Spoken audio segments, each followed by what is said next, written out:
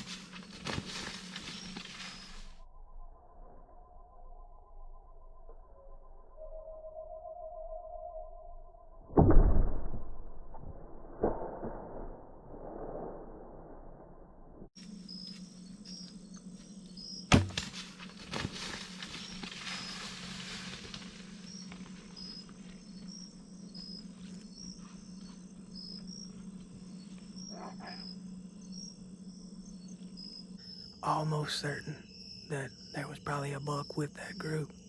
There has been the last 2 evenings.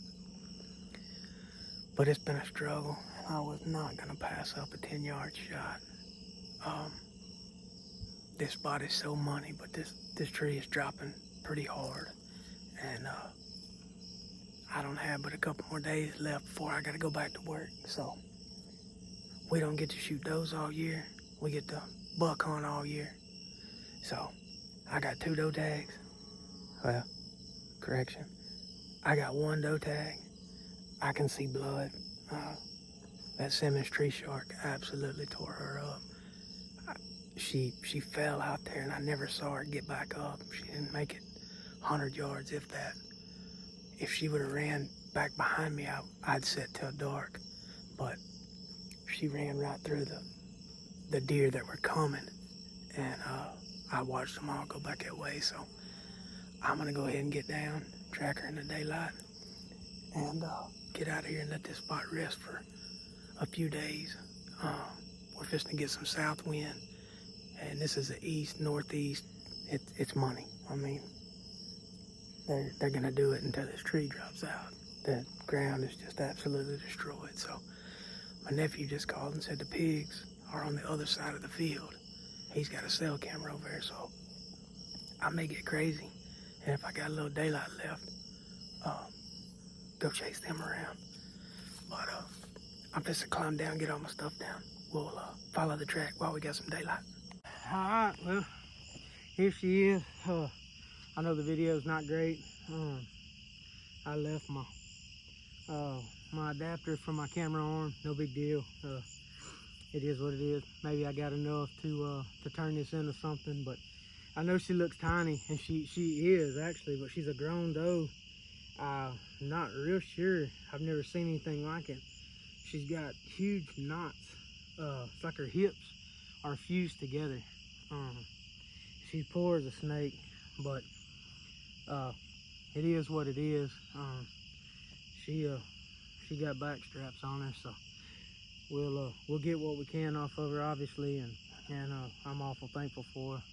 And being that I'm in East Texas, our does ain't very big anyways, but I'd like to say it's been a struggle. I mean, heck, I ain't been home and in deer season for a week, so I think this was my 7th set, and I've had deer all around me every set, so I'm blessed for sure, and super thankful that I got an opportunity finally at one and made a good shot. She might have made it maybe 100 yards. The tree shark, it absolutely chewed her up. It went through both shoulders. I got to exit. There, I stayed in her, but I got out the other side. And this is a 46-pound longbow, shooting a 540 grain arrow-ish. But it works just as just as good as always.